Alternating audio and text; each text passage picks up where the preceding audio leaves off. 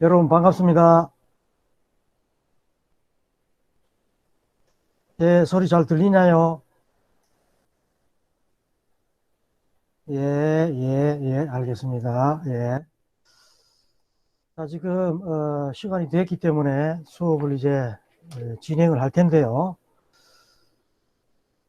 우선 지금 입장한 학생들 출석 상태를 한번 확인을 해 보도록 하겠습니다. 자, 출석 확인했고요. 자, 그러면 이제 수업을 시작하도록 하겠습니다. 자, 여러분 또, 만나 뵈서 대단히 반갑습니다. 자, 오늘 이 시간은요, 조직 이해 능력 교과목에 대한 강의입니다. 이미 여러분들 그 구글 클래스룸에 들어와서 조직과 직업 생활이라는 그 수업에서 이 교과목의 그 오리엔테이션을 다 여러분들 청취하셨을 것이라 봅니다.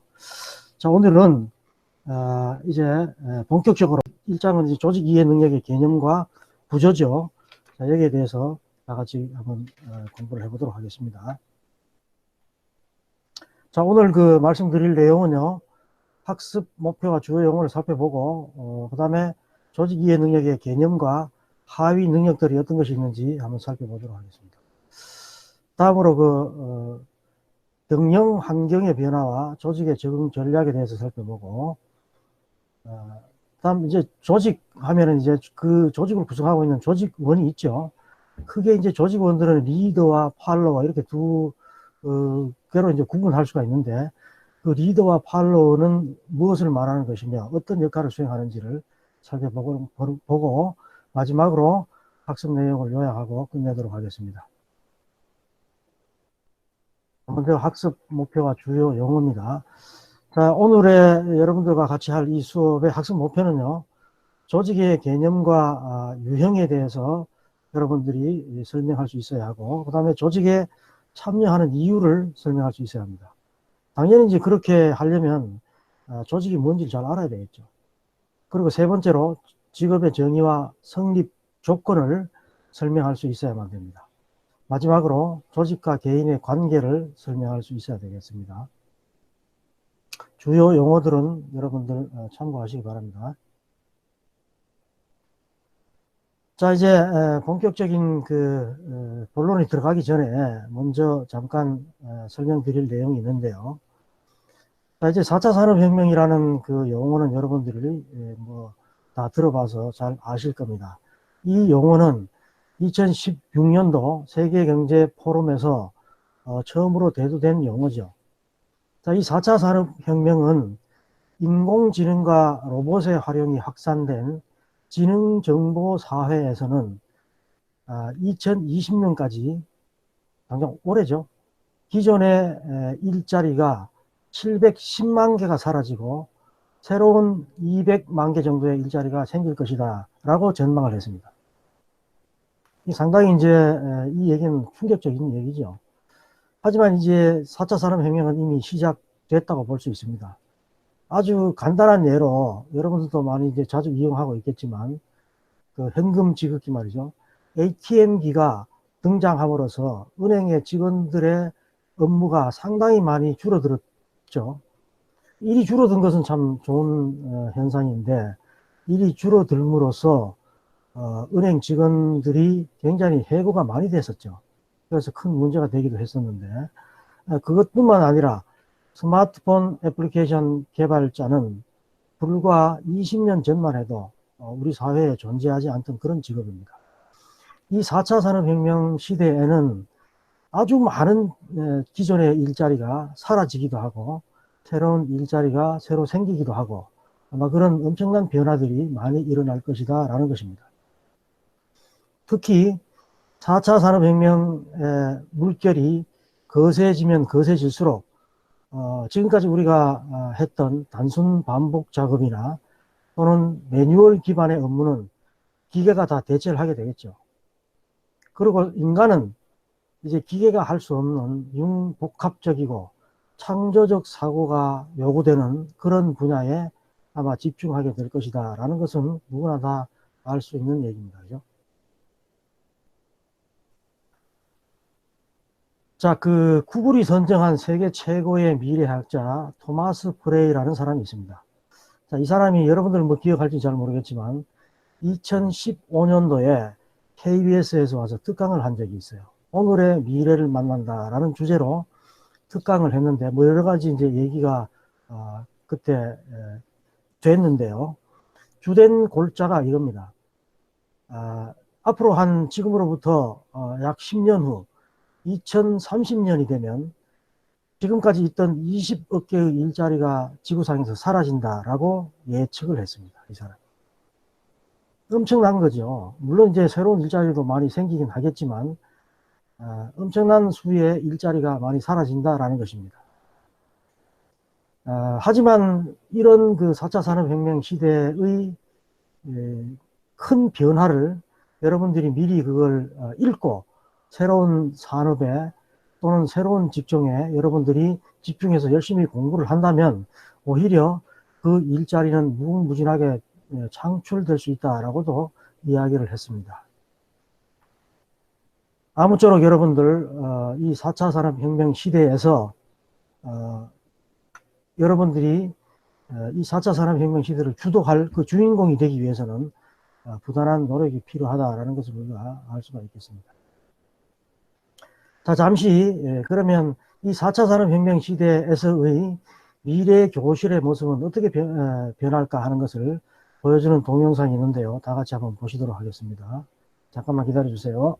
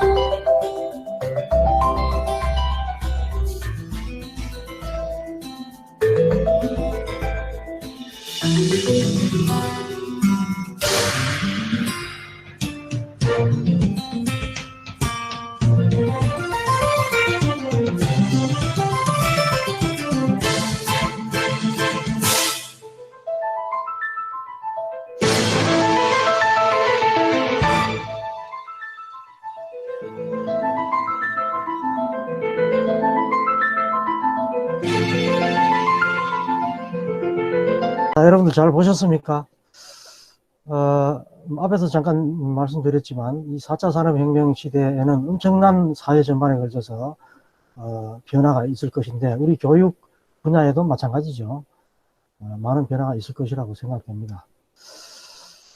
자, 이제 정말 본격적으로 오늘의 수업에 들어가도록 하겠습니다. 자, 첫 번째로 조직 이해 능력의 개념과 하위 능력에 대해서 살펴보도록 하겠습니다. 조직을 이해하기 위해서는 조직이 뭔지를 여러분들 알아야 되겠죠. 조직은 단순히 개인들의 모임이 아닙니다. 그죠? 하나의 유기체로서 공동 목표를 하는 것이 바로 조직이라 할 수 있습니다.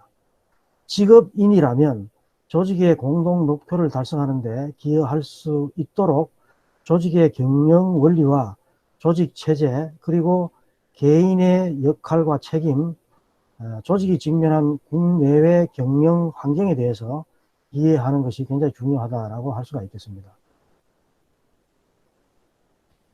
자, 사람의 삶을 결정하는 세 가지 요인은 시간과 공간 그리고 인간이라고 할 수가 있습니다.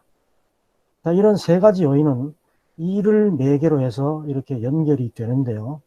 다시 말해서 인간의 삶은 언제 어디서 누구를 만나 무슨 일을 하느냐에 따라서 결정이 된다. 이렇게 볼 수가 있습니다. 자, 이와 같이 우리 삶에 있어서 어떤 직업, 즉 일과 어떤 직장, 공간을 선택하느냐 하는 거하고 어떤 사람, 즉 인간을 언제 만나느냐 하는 것이 매우 중요한 일이 되겠죠. 자, 이제 그래서 조직 이해 능력은 직업인들이 직장 생활을 하는데 요구되는 조직의 경영과 체제를 이해하고 그것에 기초해서 본인이 수행하는 그 업무의 특성을 잘 이해하고 있어야 되고요. 궁극적으로는 국제적인 감각을 기르는 능력을 조직 이해 능력이라 이렇게 볼 수가 있습니다. 자, 여러분들은 이제 현 시대를 살아가는 사람들은 누구나 할 것 없이 하나 이상의 조직에 속해 있다고 볼 수가 있습니다. 가정도 하나의 조직이고요. 회사도 조직이고 교회도 조직이고 학교도 하나의 조직이죠. 자, 이렇게 누구나 조직에 속해서 살고 있는데 그렇기 때문에 조직의 영향을 받지 않을 수가 없습니다. 따라서 우리는 조직의 개념이나 특성에 대한 이해가 필수적이다 이렇게 이야기를 할 수가 있겠습니다. 이 조직 이해 능력 교과목에 하위 개념들이 총 4개가 있습니다. 잠깐 설명을 드리겠습니다. 첫 번째 하위 능력은 경영 이해 능력입니다. 조직의 경영 목표와 경영 방법을 이해하고 경영 마인드를 갖추도록 하는 능력이 바로 경영 이해 능력이고요. 다음 두 번째는 조직의 구조와 목적, 그리고 체제, 구성 요소, 규칙, 이런 규정 등을 이해하는 능력을 바로 체제 이해 능력이라고 합니다. 세 번째가 이제 업무 이해 능력인데 직업인이라면 자기가 수행해야 되는 그런 업무의 성격과 내용을 잘 알아야만 되겠죠. 그걸 알지 못하면 제대로 그 업무를 수행할 수 없겠죠. 또한 그에 필요한 지식이나 기술 행동을 확인할 수 있는 능력이 바로 업무 이해 능력입니다. 마지막으로 직장 생활을 하는 중에 다른 나라의 문화를 이해하고 국제적인 동향을 이해하며 이를 업무에 잘 활용할 수 있는 능력이 바로 국제 감각이다 이렇게 볼 수 있습니다. 이제는 뭐 글로벌 시대라고 얘기를 하고 있죠. 이제는 이제 로컬, 그러니까 자신에게 주어진 그런 업무만 열심히 잘 한다고 해서 능력 있는 사원이라고 얘기할 수가 없습니다. 근데 글로벌 시대이기 때문에 세계적인 동향도 잘 파악을 해야 되고요. 그러한 그 국제 감각을 익히는데 여러분들도 나중에 이제 조직 생활을 할 때 노력을 많이 해야 될 것이다 라는 말씀을 드릴 수가 있겠습니다. 자, 이제 두 번째로 경영 환경의 변화와 조직의 적응 전략에 대해서 살펴보도록 하겠습니다. 앞에서 우리가 살펴봤지만 4차 산업혁명 시대에서는 특히 모든 산업 분야에서 아주 많은 변화가 일어날 것이다 라는 얘기를 했죠. 자, 경영을 한자로 쓰면 이렇습니다. 경자는요, 실경, 도로경 이렇게 얘기합니다. 여기 이제 실타래 같이 생겼죠. 그 다음에 영자는 경작할 영입니다. 씨를 삶는다든지 아니면 도로를 경작한다든지 하는 것이 바로 경영이다. 이렇게 뭐 한자 의미는 가지고 있는데, 자, 이렇게 이제 정의를 할 수가 있습니다. 조직의 목적 달성을 하기 위한 전략이나 관리, 또 운영 활동이라고 정의할 수 있고요. 또는 조직의 자원을 활용하는 행위나 기술을 경영이라고 얘기할 수 있습니다. 물론 이제 잘 활용해야 되겠죠. 자, 이런 그 조직을 운영하는 이런 경영에 관련돼서도 이런 경영 환경의 변화가 굉장히 이제 많이 일어나고 있다라고 볼 수가 있습니다. 앞에서도 잠깐 말씀드렸지만. 자, 그것은 이제 바로 4차 산업혁명 시대가 갖는 하나의 특징이다. 이렇게 또 말씀을 드렸죠. 4차 산업혁명이 무엇인지에 대해서는 이미 앞에서 많이 이제 설명을 했기 때문에 여기서는 간략하게만 이제 보고 넘어가도록 하겠습니다. 자, 4차 산업혁명은요, 여러 가지 관점에서 정의를 할 수가 있는데, 또 이렇게도 정의를 할 수가 있습니다. 인공지능이나 빅데이터, 사물 인터넷, 그리고 클라우드 등으로 대표되는 인간의 미래의 우리의 삶을 지배하게 될 키워드가 바로 4차 산업혁명이다. 이렇게 볼 수가 있습니다. 4차 산업혁명은 4차라는 말이 붙어 있는 걸 보면 분명히 이제 1차, 2차, 3차가 있다는 얘기죠. 1차 산업혁명은 18세기에 일어난 전기기관을 중심으로 해서 일어난 혁명을 1차 산업혁명이라고 얘기하고요. 2차 산업혁명은 바로 전기 또는 내연기관의 혁명입니다. 3차 산업혁명은 여러분들 잘 아시다시피 정보사회로 들어가기 위한 그런 산업혁명이죠. 컴퓨터와 인터넷을 기반으로 해서 20세기 후반에 일어났죠.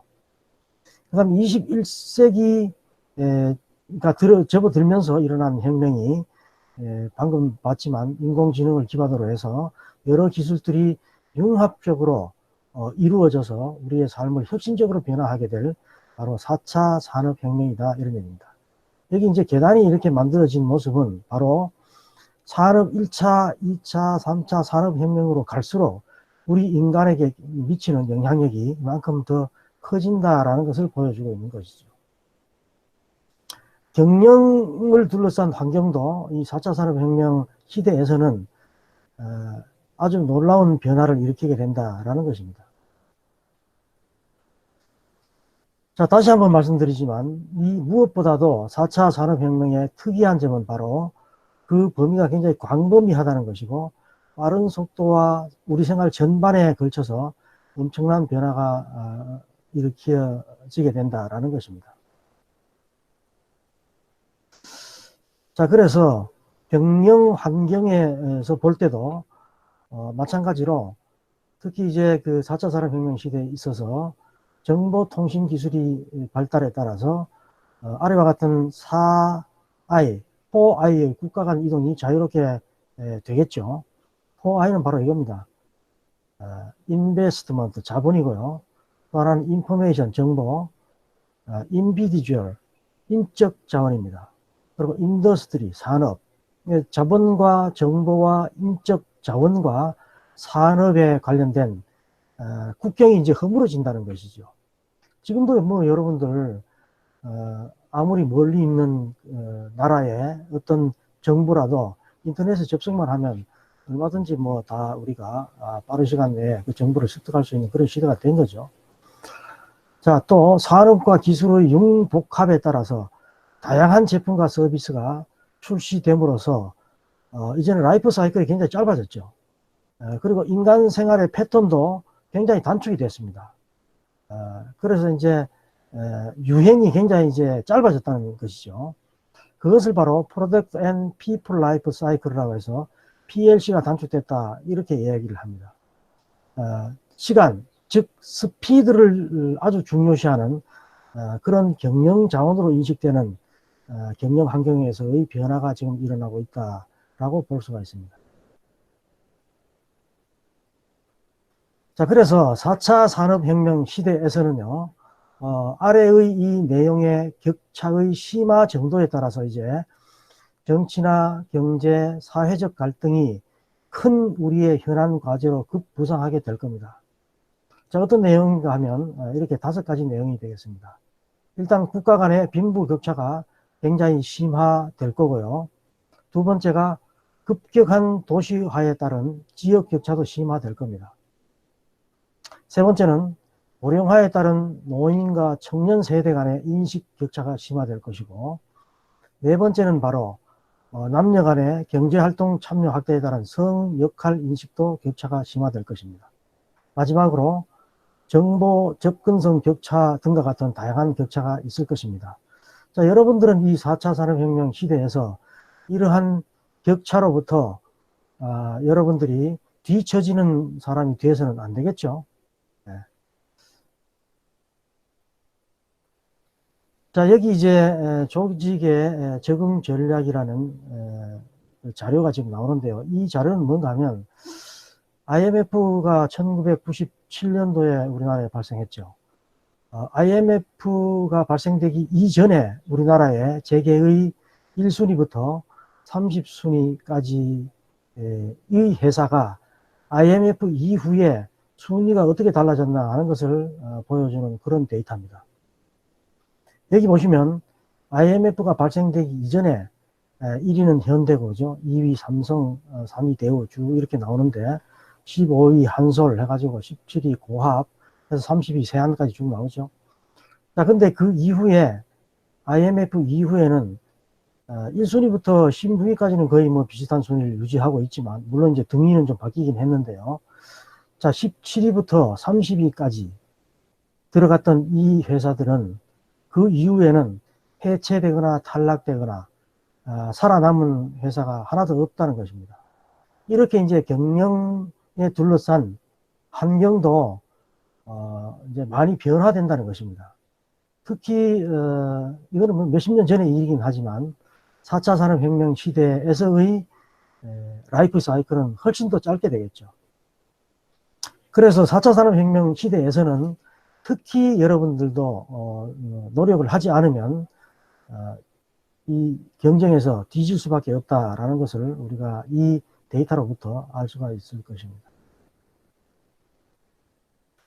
자, 다음으로 조직의 변화 적응 방향에 대해서 살펴보도록 하겠습니다.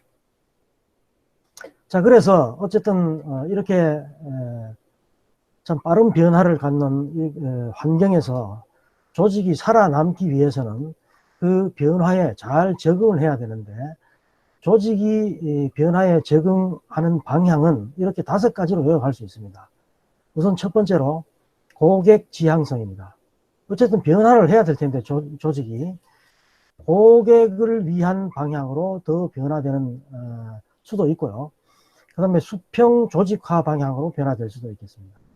세 번째로 네트워킹과 협업입니다.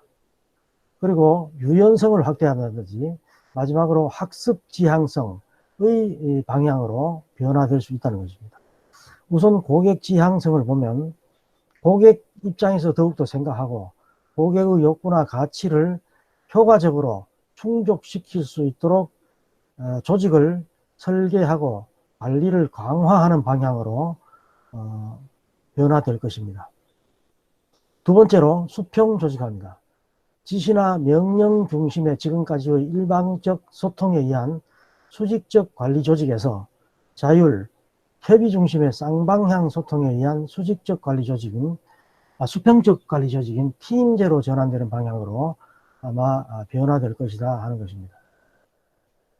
세 번째는요, 네트워킹과 협업입니다. 이제는 그 아웃소싱이 이제 갈수록 많이 늘어날 겁니다. 그죠? 그래서 상호 신뢰에 바탕을 둔 내 외부 조직과 긴밀한 네트워크 관계와 협업을 더욱더 중시하는 그런 방향으로 변화될 것입니다. 네 번째가 이제 유연성이 확대된다는 것인데요. 이제는 이제 많은 조직들이 성과에 따른 보상의 차별화를 하고 있죠. 예전에는 성과와 무관하게 그 보상이 별도로 차별화되지 않고 일률적으로 이제 뭐 그 보수가 주어졌죠. 그러나 앞으로는 성과에 따라서 그 많이 이제 차별화가 될 것입니다. 그죠? 그래서 어떻게 보면 고용 안정성이 감소된다 이렇게 볼 수도 있습니다. 그래서 4차 산업혁명 시대에 살아남기 위해서는 자기의 경쟁력을 높여야 된다라는 것을 우리가 알 수가 있죠. 그래서 앞으로는 이제 평생 직장 개념은 이제 없어지는 거죠. 대신 이제 평생 직업의 시대가 도래하게 되는 겁니다. 여러분들도 이제 이 학교를 졸업하고 앞으로 취업을 하게 될 텐데, 직업을 가지게 될 때 그 한 직장에서 이제 퇴직할 때까지 계속 있겠다라는 그런 이제 개념은 탈피를 해야 됩니다. 그죠? 그러나 내가 이제 가지게 되는 직업은 어느 직장에 가든지 간에 그 직업을 평생 가지고 있을 수 있도록 여러분의 경쟁력을 항상 향상시켜 놓아야만 되겠습니다. 마지막으로 조직은 학습 지향성 방향으로 변화될 것이다 라는 것입니다. 조직을 구성하고 있는 임직원들의 체계적 교육이나 경력 개발 시스템을 통해서 개인의 성장을 지원하는 한편 개인의 지식 정보를 팀의 지식 정보로 또 팀의 지식과 정보를 조직 전체의 지식 정보로 확산시키는 방향으로 조직이 변화될 것이다 라는 것입니다.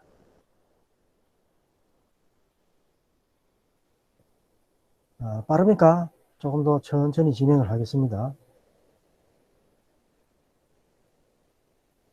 자, 이제 세 번째로 리더와 팔로워의 역할에 대해서 설명을 드리도록 하겠습니다. 처음 이제 시작 부분에서 잠깐 설명을 드렸지만 조직이라고 하면 리더가 있고 그 리더를 따르는 팔로워가 있게 마련이죠. 자, 리더는 그 조직에서 조직이 나아가야 할 방향을 제시한다든지 또는 의사를 결정한다든지 관리를 하거나 이끄는 그런 세 가지 역할을 수행하는 사람을 리더라고 이야기할 수가 있습니다. 팔로워는 그 조직이 나아가야 할 정보나 대안을 제시한다든지 또는 리더가 이끄는 방향에 참여를 한다든지 아니면 리더를 보좌하거나 추종하는 역할을 하는 사람을 바로 팔로워라고 얘기할 수가 있겠죠. 자, 다시 한번 살펴본 리더는 자기에게 주어진 권한과 개인의 전문성이나 신뢰를 바탕으로 조직을 구성하고 있는 구성원들에게 영향력을 행사할 수가 있고 하지만 조직의 성과를 달성하도록 해야 하는 그런 책임이 있는 사람이 바로 리더다 이렇게 얘기할 수가 있습니다. 자, 그래서 리더는 이런 세 가지 책임을 가지고 있는데요. 우선 조직 생존에 필수적인 성과 달성의 책임이 있습니다. 최종적인 책임을 리더가 져야 되겠죠. 다음으로 구성원들의 역량을 개발해야 할 책임이 있습니다. 자, 세 번째로 구성원들이 즐겁게 일할 수 있는 분위기를 조성하고 유지해야 할 책임이 리더가 가져야 할 책임이다. 이렇게 볼 수가 있습니다.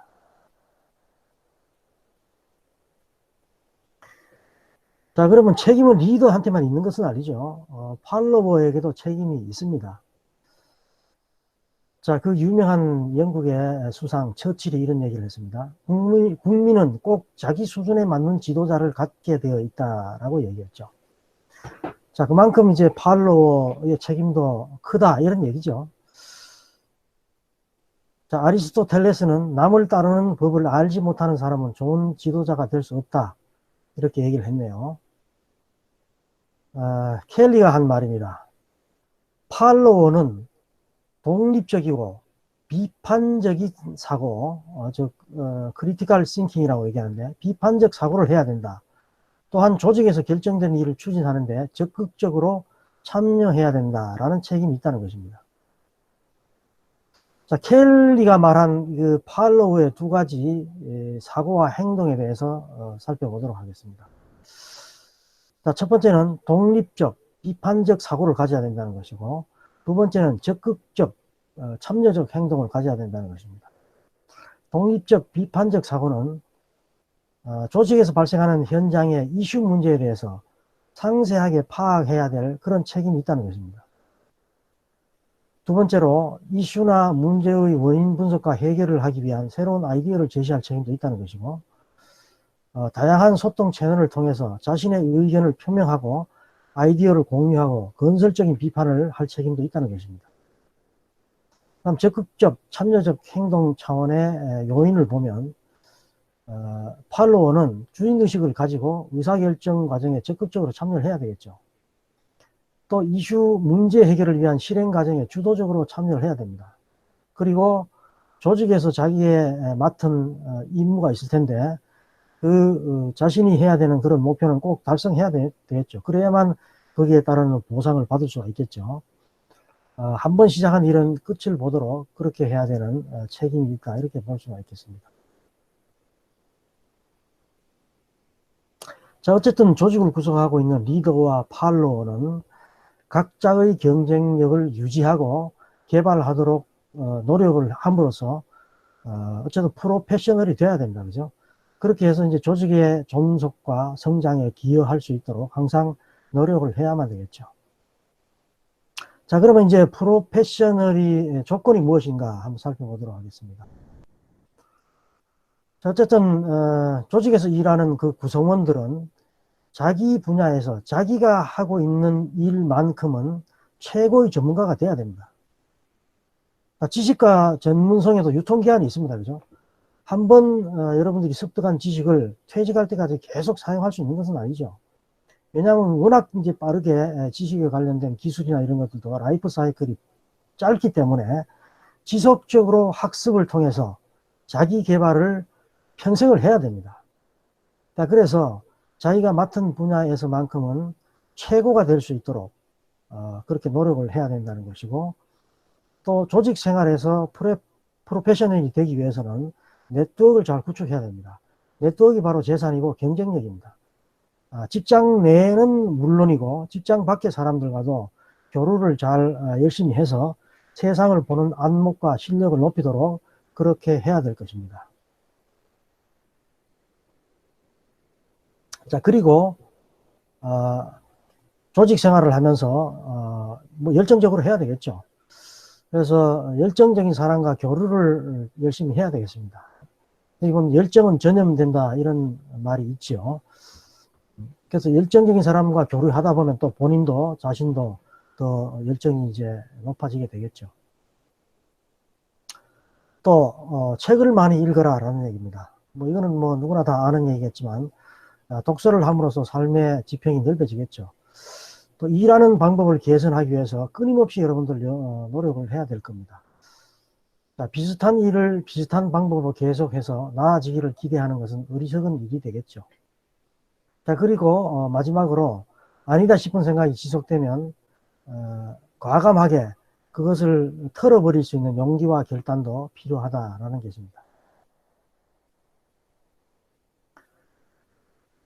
자, 이상으로 이제 본 내용은 마치도록 하고요. 잠시 이제 앞에서 설명했던 내용을 간략하게 요약을 하도록 하겠습니다. 앞에서 인간의 삶은 언제 어디서 누구를 만나 무슨 일을 하느냐에 따라서 결정된다라고 말씀을 드렸습니다. 그리고 조직 이해 능력은 직업인들이 직장 생활을 하는데 요구되는 조직의 경영과 체제를 잘 이해하고 그것에 기초해서 자신이 수행해야 되는 업무의 특성을 우선적으로 잘 파악을 해야 되고, 궁극적으로는 국제적 감각을 기르는 능력이 바로 조직 이해 능력이다라는 말씀을 드렸습니다. 그래서 여러분들도 이 교과목을 통해서 조직이란 무엇인지 일단 먼저 이해를 하셔야 될 거고, 여러분들이 몸담고 있는 그런 조직과 체제를 잘 이해를 해서 여러분들 스스로 해야 되는 그런 업무가 무엇인지를 잘 파악을 하고 궁극적으로는 국제적인 감각을 기르도록 여러분들도 노력을 해야 될 것입니다. 그리고 앞에서도 이제 설명을 드렸지만 4차 산업혁명 시대에서의 특징 중에 하나가 바로 4I의 국가 간 자유로운 이동이 있다 그랬죠. 그래서 그렇기 때문에 더더욱 정치, 경제, 사회적 격차에 따른 다양한 갈등이 심화될 수가 있다라는 말씀을 드렸습니다. 그래서 여기서도 여러분들이 이제 이러한 변화에 살아남을 수 있도록 더욱더 열심히 여러분들의 맡은 바 소임을 다 해야 된다라는 말씀을 드렸습니다.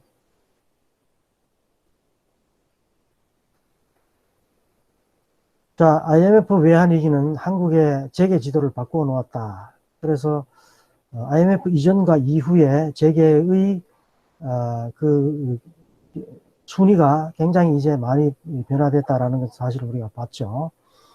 그리고 이렇게 빠르게 변화되는 시대에서의 조직도 그 적응을 해야 될 텐데 조직의 변화 적응 방향은 그렇게 고객 지향성, 수평 조직화, 네트워킹과 협업, 유연성의 확대, 그리고 학습 지향성 이렇게 5가지 방향으로 변화 발전된다라는 말씀을 드렸습니다.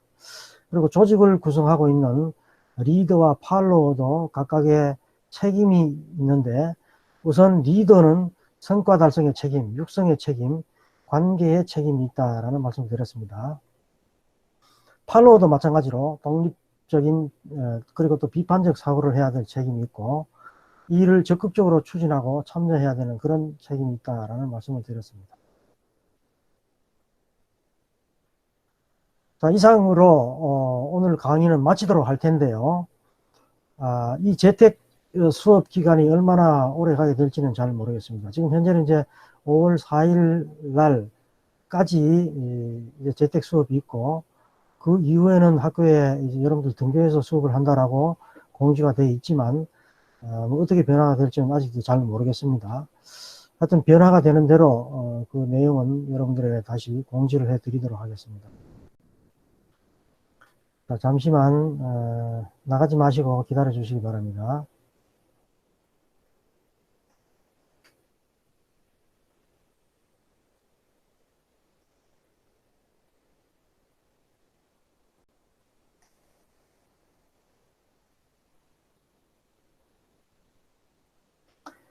자, 이제 오늘의 강의는 끝났는데요.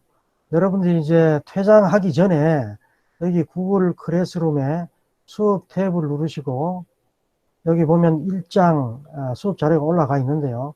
그 바로 밑에 보면 옆에 보면 조직 이해 능력의 개념이라 해서 여기 이제 설문조사 양식이 있습니다. 여기에서 설문조사에 응하시고 퇴장 인사를 하고 퇴장을 하시면 되겠습니다. 혹시 오늘 수업한 내용에 대해서 궁금한 점이 있는 학생 이 채팅창을 이용해서 질문을 하시기 바랍니다.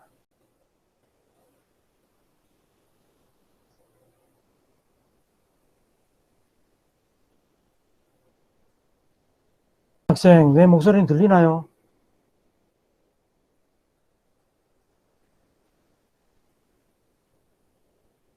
그런데 클래스룸의 수업 탭이 안 보이나?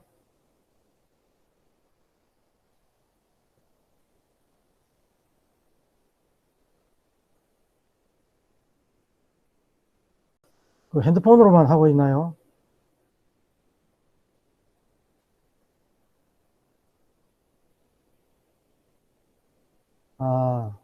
컴퓨터나 노트북이 없단 말이죠. 그래도 이 수업 탭이 보여야 되는 클래스룸에는 지금 들어가 있나요? 아, 잠깐만요.